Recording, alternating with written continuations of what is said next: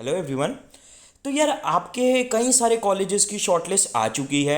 IM Rohtak का interview हमारा कुछ दिनों में होने वाला है। आईएम इंदौर के इंटरव्यूज भी इवेंचुअली होंगे ही। सिम्बाइसिस के इंटरव्यू ऑलरेडी चल रहे हैं। तो इस वीडियो में मैं आपको, चाहे आईएम की बात करें या सिम्बाइसिस का, कोई भी आपके कॉलेज जिसका आप इंटरव्यू के लिए अपीयर होने वाले हो, मैं आपको इन डेप्थ सब बताने वाला हूं कि कैसे आपको वो इंटरव्यूज के लिए प्रिपेयर करना है। वीडियो थोड़ी लंबी होगी बट सब कुछ कवर्ड है यहाँ पे कि अगर आपको नर्वसनेस एंजाइटी है तो उससे कैसे डील करें, आपको इंटरव्यू के लिए कैसे प्रिपेयर करना है, सबसे ज्यादा क्वेश्चंस कौन से पूछे जाते हैं। तो इस वीडियो के बाद कोई भी आपके इंटरव्यूअर का ऐसा क्वेश्चन नहीं बचेगा जिसका आंसर आपको ना आता हो। तो भाई थोड़ा अपना अच्छे से टाइम निकालो, पेशेंटली इस वीडियो को ध्यान से सुनना और आप सारे अच्छे से प्रिपेयर इसके लिए हो जाओगे। तो स्टार्ट करते हुए देखो, सबसे पहले मैं बोल दूं कि आपने अगर चैनल को सब्सक्राइब नहीं कर रखा तो आप सब्सक्राइब कर लो भाई, अपडेट्स हम डालते रहते हैं। और यार ये वीडियो अगर आपके लिए हेल्पफुल है तो यार इतना तो आप फेवर हमारे लिए भी कर सकते हो कि एक सेकंड निकाल के वो बटन दबा दो, ठीक है। तो अब सबसे पहले हम समझते हैं इंटरव्यूज के। देखो हमें ये चीज समझनी है कि इंटरव्यू जो है ना वो दो चीजों में डिवाइडेड होता है एक तरीके से। कौन सी वो दो चीजें हैं? देखो, इंटरव्यू का एक पार्ट होता है आपकी प्रेजेंटेशन और दूसरा पार्ट होता है आपकी preparation in the sense content. कहने का मतलब यहां पे क्या है कि देखो, इंटरव्यूअर आपसे क्वेश्चन पूछेगा, आप क्वेश्चन के आंसर्स दोगे। अब जो क्वेश्चन के आंसर देने का प्रोसेस है वो दो पार्ट्स में है। पहला पार्ट ये है कि पहली चीज आपको उस क्वेश्चन का आंसर आता हो, ठीक है। अगर मेरे से इंटरव्यू ने पूछा है कि भाई इंडिया के वाइस प्रेसिडेंट क्या है, कौन है, ठीक है, अगर मेरे को उसका आंसर आता नहीं तो ऑब्वियसली मैं बता ही नहीं सकता। तो पहली हमारी एक बहुत इंपॉर्टेंट चीज है कि हमें आता हो हमारे इंटरव्यू का जो भी क्वेश्चन हमसे पूछा जा रहा है उसका आंसर। और दूसरी चीज है प्रेजेंटेशन, कि जो क्वेश्चन हमसे पूछा गया है, जो क्वेश्चन हमसे पूछा गया है उसका आंसर हमें आता भी है, पर उसको अब हम कितना अच्छे से बोल पा रहे हैं, हम उसको बिना नर्वसनेस, बिना फंबलिंग करे उसको कम्युनिकेट कर पा रहे हैं। ये लगभग उसी तरीके से है जैसे यार बोर्ड्स के टाइम आपके टीचर्स, मैं भी आप लोगों को कहता नहीं था कि आंसर आना अलग बात है और आंसर शीट में उसको बड़े प्यार से प्रेजेंट करना अलग बात है। तो यहां पे भी ये चीज बहुत इंपॉर्टेंट है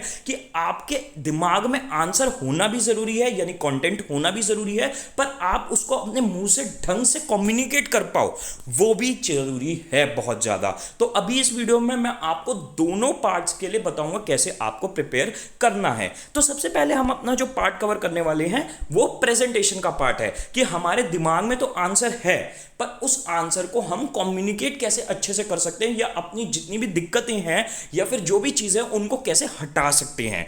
देखो यार, सबसे पहली सबसे इंपॉर्टेंट चीज इस वीडियो की, वैसे यूट्यूबर्स यूजुअली जो है सबसे इंपॉर्टेंट चीज अपनी वीडियो के लास्ट के लिए बचा के रखते हैं, पर यहां पे मैं सबसे इंपॉर्टेंट चीज स्टार्टिंग में बता देता हूं आपको। ये अगर आपने चीज करना स्टार्ट कर दिया, आपका इंटरव्यू कंफर्म बहुत अच्छा जाने वाला है। देखो, आपको अपने इंटरव्यू प्रिपरेशन के लिए सबसे बेहतरीन चीज जो आप कर सकते हो वो ये है कि आप अपना खुद ही इंटरव्यू बार बार लेते रहो, ठीक है। अपना इंटरव्यू बार बार लेते रहो, कि अपने आप को सोचो कि मैं इंटरव्यूअर के आगे जा रहा हूं, ठीक है, तो अब वो सबसे पहला क्वेश्चन में से क्या पूछेंगे, फिर मैं उसका आंसर क्या दूंगा, ठीक है, फिर वो मेरे से क्या क्या क्वेश्चन पूछ सकते हैं और फिर मैं उनके क्या क्या आंसर दे सकता हूं। और बार बार अपने आंसर को रिफाइन करते जाओ अपने दिमाग में ही, और अपने दिमाग में ही उस आंसर को और बेटर करते जाओ। अगर आपने ये एक्टिविटी करी ना, तो आपके पास जितने भी इंटरव्यूअर के क्वेश्चंस होते हैं जो भैया मैं बताने वाला हूं, उनके बहुत रिफाइंड, बहुत क्लियर आंसर्स होंगे। तो आपकी प्रेजेंटेशन भी यहां पे सुधरेगी और आपकी अपने दिमाग में कंटेंट भी सुधरेगा। वो कैसे सुधरेगा वो थोड़ी हम बाद में डिस्कस करेंगे, पर अपना अब आज से स्टार्ट करके जब आप लोगों की जिनकी भी शॉर्टलिस्ट आ गई है, अपना बार बार खुद ही इंटरव्यू लेते जाओ और अपने आंसर्स खुद ही सुधारते जाओ। ये जैसे ये चीज को ना ऐसे मान के चलो जैसे हम दिमाग में ख्याली पुलाव नहीं पकाते कि हमारा भाई कोई बॉयफ्रेंड गर्लफ्रेंड है और हम सोचते रहते हैं अलग अलग सिचुएशन में, भाई ऐसी लड़ाई होगी तो मैं क्या जवाब दूंगा, उसने ये बोला तो मैं क्या जवाब दूंगा। तो ऐसे ही एक तरीके से आपको अपने इंटरव्यूअर को लेके बार बार सोचना है, ठीक है। अब सबसे बड़ी प्रेजेंटेशन की जो चीज है वो ये है, बच्चे जो सबसे ज्यादा कहते हैं कि भैया मैं नर्वस फील करता हूं, मैं एंग्शियस फील करता हूं, उसकी वजह से मैं फंबल करता हूं, मैं ढंग से जवाब नहीं दे पाता, मेरे को आंसर पता है पर मैं उसका रिप्लाई नहीं दे पाता, उसको बना नहीं पाता। देखो यार, अब ये नर्वसनेस और एंजाइटी, इसका इलाज क्या है? सबसे पहली चीज आपको इसमें यह समझनी है कि एक तो पूरी नर्वसनेस 100% तो नहीं जा सकती, ठीक है। आप ये नहीं सोच सकते कि यार मैं बिल्कुल भी नर्वस ना फील करूं। नर्वस होना ये हमारे ह्यूमन नेचर का पार्ट है, ठीक है। तो इसको इतना भी ज्यादा मत सोचो कि अरे भाई मैं नर्वस क्यों हूं, अपनी नर्वसनेस को ये सोच के नर्वस मत हो, ठीक है। तो नर्वस हो गए आप। भाई मैं भी जब आईएम्स के इंटरव्यू के लिए बैठा था, मैंने भी आईएम्स क्रैक किए हैं एमबीए प्रोग्राम के लिए, ठीक है। मैं 2 साल पहले बैठा था इंटरव्यूज के लिए, एंड एट दैट टाइम मैं 70-80,000 सब्सक्राइबर पे था, और बच्चे कहते थे कि भैया आप बड़े कॉन्फिडेंट हो, आप अच्छा वीडियोस में बोलते हो, बट उस टाइम मैं भी नर्वस हो गया था, ठीक है। तो नर्वसनेस होना इज फाइन, पर नर्वसनेस होना कब फाइन नहीं है? जब वो आपके एक्चुअल आंसर्स को खराब कर दे, जब वो आपके इंटरव्यू को खराब कर दे। कहने का मतलब ये है कि देखो, थोड़ा तो नर्वस आप फील करोगे स्टार्टिंग में, ठीक है, बट आपकी नर्वसनेस बाद में खत्म हो जानी चाहिए जब आपका इंटरव्यू स्टार्ट हो। अब वो चीज़ कैसे अचीव होगी या वो चीज़ कैसे हो सकती है? सबसे पहली चीज़ जो हम सबसे बड़ी गलती करते हैं कि हमें एक चीज़ समझनी है कि जो आपका इंटरव्यूअर है या जो भी आपका इंसान इंटरव्यू लेने वाला है, वो सिर्फ एक कन्वर्जेशन के लिए आपके पास या आपके सामने बैठा है, ठीक है। उसको बिल्कुल भी ऐसा मत सोचना कि यार ये बंदा मेरे को ग्रिल करेगा, ये बंदा मेरे को नर्वस फील कराएगा, मेरे से स्ट्रिक्टली बात करेगा। यार इंटरव्यूअर्स बड़े स्वीट होते हैं, बड़े अच्छे से बात करते हैं। जब वो अच्छे से बात नहीं करते, उसके बारे में मैं थोड़ी देर में बताऊंगा क्या सॉल्यूशन होगा, ठीक है। बट बड़े स्वीट लोग होते हैं यार, अच्छे लोग होते हैं, क्यों खामखा उनको बदनाम कर रहे हो? अच्छे से बात करेंगे आपसे, सिर्फ वो कन्वर्सेशन करने के लिए बैठे। Interviews all about conversation. तो भाई इसको ना ऐसे सोचना बंद कर दो कि जो मेरे सामने इंटरव्यूअर है, सबसे पहली चीज, जो मेरे सामने इंटरव्यूअर है उसको ऐसा सोचना बंद कर दो कि भाई ये मेरे से बहुत सीनियर बंदा है। ऑफकोर्स वो सीनियर है आपसे, ऑफकोर्स आपको उनकी रिस्पेक्ट करनी है, पर उनको ना अपने से बहुत ऊपर मत मानो कि वो भगवान टाइप बंदा है, ठीक है। थोड़ा मानो कि यार ये मेरे इक्वल ही हैं, ठीक है, मतलब मेरे से थोड़े सीनियर हैं, बट हाँ यार ये कन्वर्सेशन के लिए मेरे से बैठे हैं और मेरे बारे में बस ये जानना चाहते हैं। तो इतना ज़्यादा सीरियसली मत लो इस इंटरव्यू को, प्रिपरेशन को सीरियसली लो, पर एक्चुअल इंटरव्यू देते हुए उसको बहुत ज़्यादा सीरियसली मत लेना। वो सिर्फ आपसे कन्वर्सेट करेंगे, वो सिर्फ आपसे दोस्तों की तरह बातचीत करेंगे, ठीक है।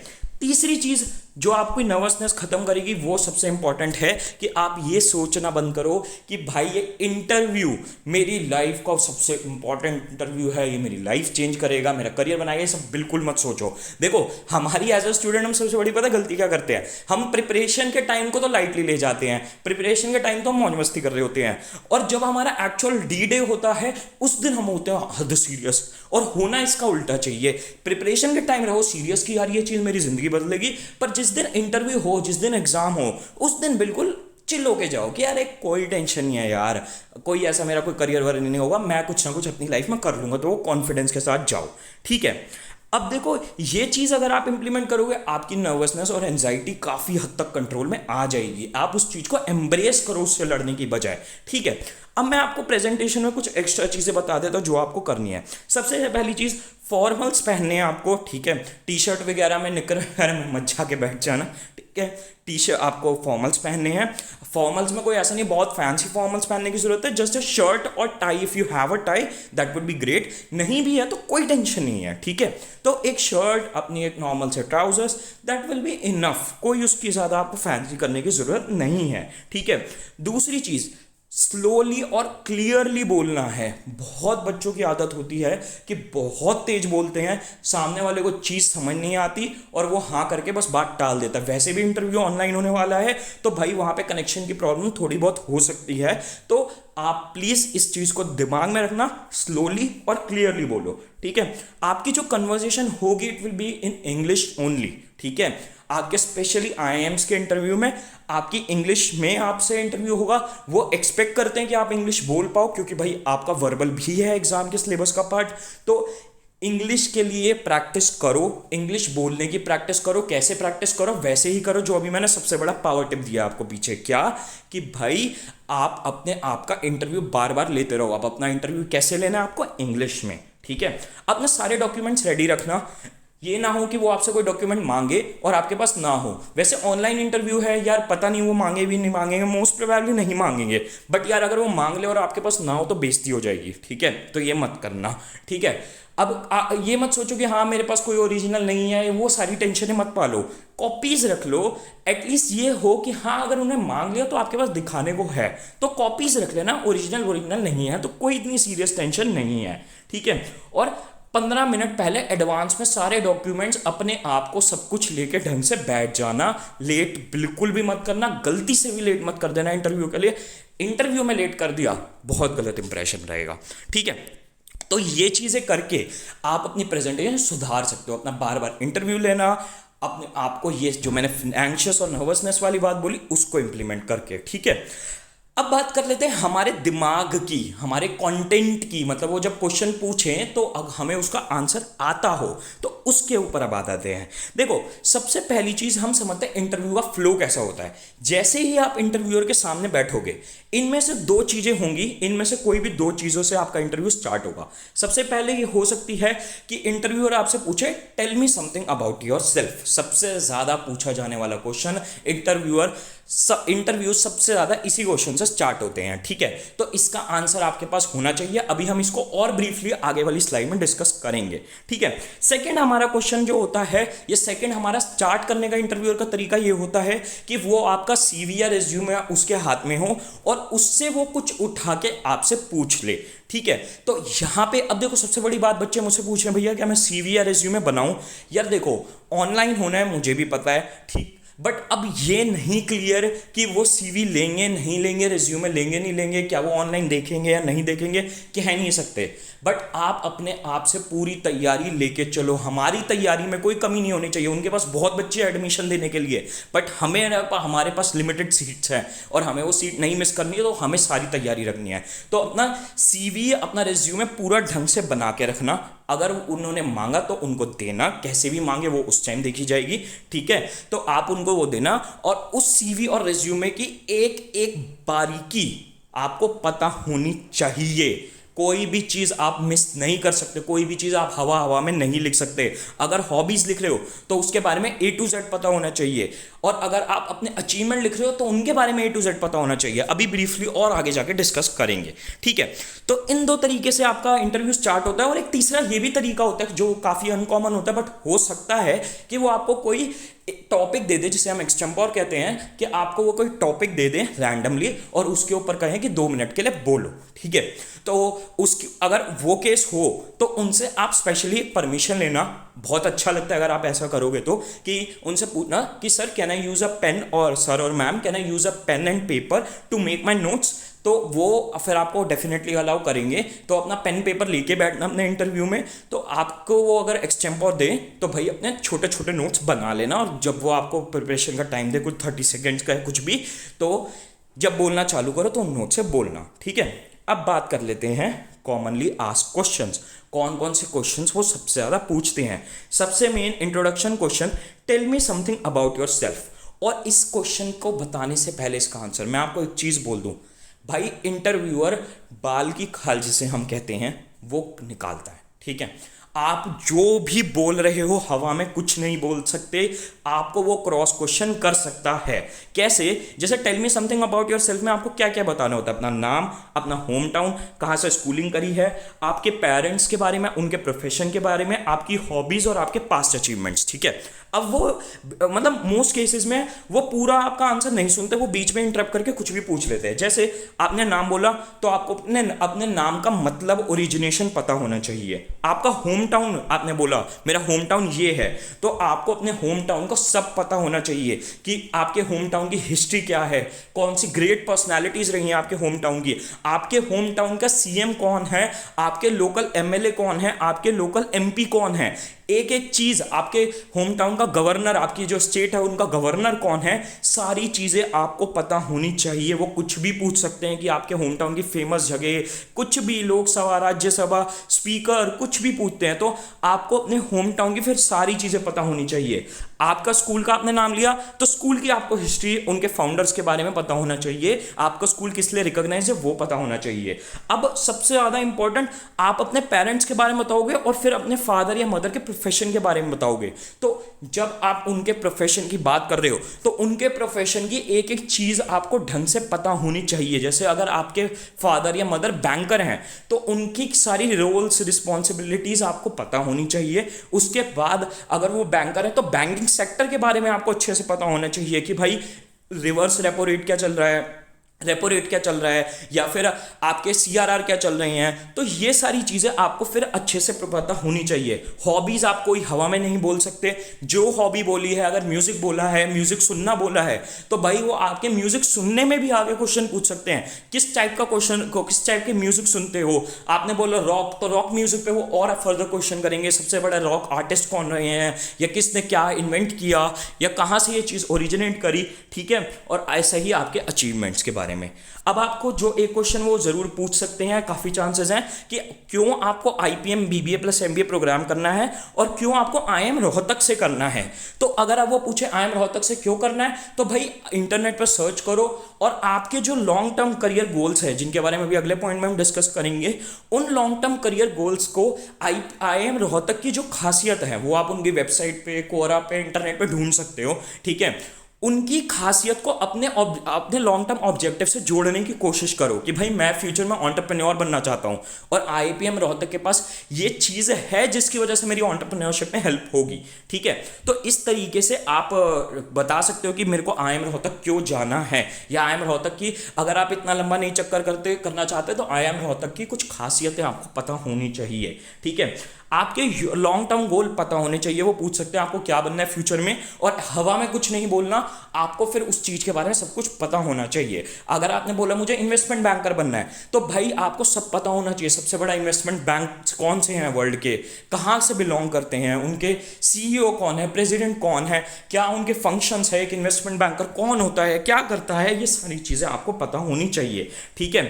फोर्थ, आपकी स्ट्रेंथ और अचीवमेंट्स, मतलब यहां पे मैं क्या कहना चाहता हूं, आपकी स्ट्रेंथ जो है वो आपको पता होनी चाहिए। पर जो यूजुअली लोग आपको नहीं बताते, आपको अपनी स्ट्रेंथ के साथ ये भी कोशिश करो कि आप बताओ कि मेरी स्ट्रेंथ ये है तो इसकी वजह से मैं ये अचीव कर पाया, ठीक है।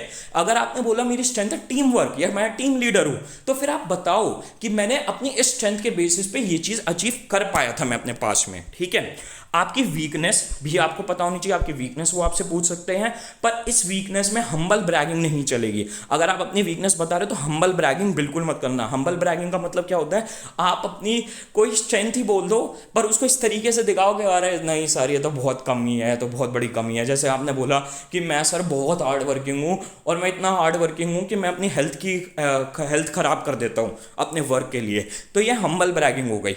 अपनी जेन्युइन वीकनेस बताओ बिना डर के, कोई भी वीकनेस हो। अगर आप सोशली ऑकवर्ड हो या सोशली साइलेंट हो तो वो चीज़ बताओ। अगर आप शॉर्ट टेम्पर्ड हो तो वो बताओ। जो भी वीकनेस है ट्रुथफुली उसको बताओ, बट साथ में उस वीकनेस के साथ ये भी बोलना कि सर और ma'am I am trying to improve on this weakness, I know it exist and I want to work on it and this is the way I have already improved, ठीक है। तो वीकनेस बताओ, तो weakness के साथ एक attitude दिखाना कि मैं इस वीकनेस को सुधारना चाहता हूं, ठीक है।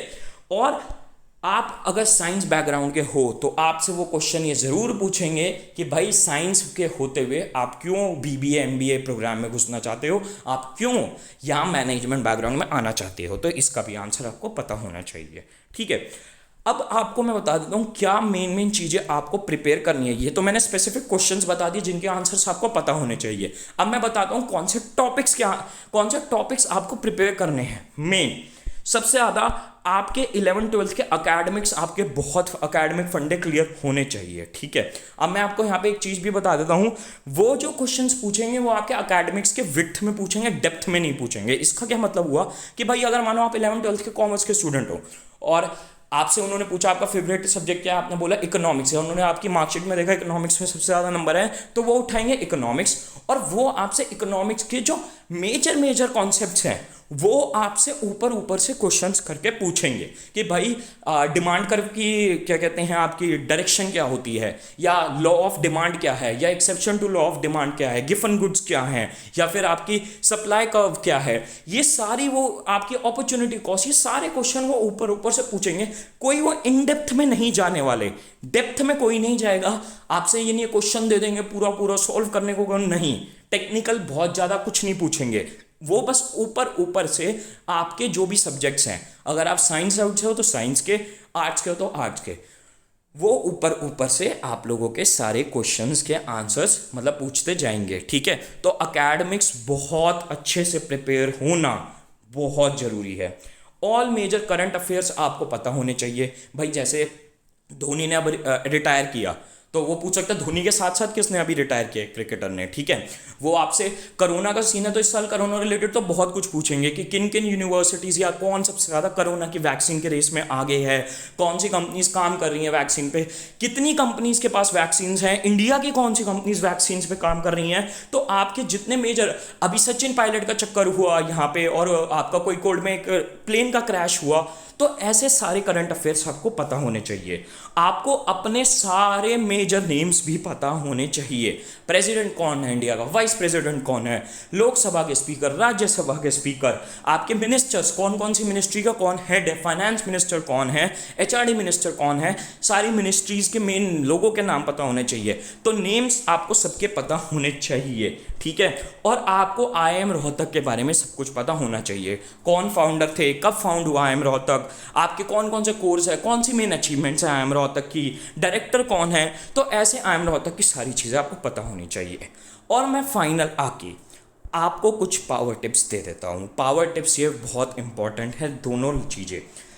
पहली चीज़, अगर आपको कुछ नहीं आता तो भाई पैनिक नहीं करना, ठीक है। इट इज़ ऑब्वियस, या ये जानबूझ के वो आपसे इतना टिपिकल क्वेश्चन पूछ सकते हैं जिसका आंसर किसी को ना पता हो, बट वो आपका रिएक्शन देखने के लिए आपसे वो क्वेश्चन ऐसा पूछ लें कि इसका आंसर ना आता हो। तो भाई अगर किसी क्वेश्चन का आंसर नहीं आता, पैनिक मत करो। एक नॉर्मल स्माइल के साथ, एक नॉर्मल वे में बस ये कह दो simply, sir I don't know answer to this question. पर अपना काम मेंटेन करे रखो, पैनिक मत करना। कुछ नहीं आता तो इसका मतलब ये नहीं आप रिजेक्ट हो गए, आप 100% सेलेक्ट हो सकते हो किसी चीज़ का आंसर ना आने पे भी। अगर आप आगे का बचा हुआ इंटरव्यू संभाल लो, उसको बिना पैनिक के डील करो। और दूसरा एक बहुत इंपॉर्टेंट चीज़ जो इंटरव्यूज में होती है कि आपका इंटरव्यू आपको शो कर सकता है कि आपकी वो बातों में इंटरेस्टेड नहीं है, ठीक है। आप कुछ बोल रहे हो, नहीं सुन रहा, वो उल्टे सीधे चेहरे बना रहा है, वो आपको ये फील करा रहा है कि आप गलत आंसर दे रहे हो, पर वो इंटरनली अपने मन से आपसे सेटिस्फाइड है, वो खुश है आपके मन से, ठीक है। इसको कहते हैं हम स्ट्रेस इंटरव्यूज। तो ये ऐसे तरीके का क्वेश्चन भी वो मतलब ऐसे तरीके की सिचुएशन बन सकती है। ऐसा इंटरव्यू सिर्फ इसलिए करते हैं ये देखने के लिए कि स्ट्रेसफुल सिचुएशन में आपका क्या रिएक्शन है, क्या आप पैनिक हो गए, क्या आप दुखी हो गए, क्या आपसे स्ट्रेस नहीं झेला जा रहा। तो इस तरीके की भी स्ट्रैटेजीज इंटरव्यूअर्स यूज करते हैं। आपसे इंप्रेस होने के बाद भी वो आपको दिखाएंगे, अरे भाई क्या बकवास कर रहा है, मैं तेरी जो भी वो तुम बोल रहे हो मैं उसमें इंटरेस्टेड नहीं हूँ, ठीक है। वो ऐसा दिखाएंगे। पर अगर उन्होंने ऐसा दिखाया है तो आपको फिर भी अपनी स्माइल, अपनी आवाज़, अपना कॉन्फिडेंस मेंटेन करके रखना है, ठीक है। तो ये सारी चीज़ें आप करोगे तो भाई आपका इंटरव्यू बहुत अच्छे से क्रैक हो जाएगा। अपनी प्रिपरेशन पूरी रखो। चैनल सब्सक्राइब नहीं किया तो कर लो, ठीक है। बेस्ट ऑफ लक गाइज आपके इंटरव्यू के लिए, एंड होप आपको सीट ज़रूर मिले। बाय।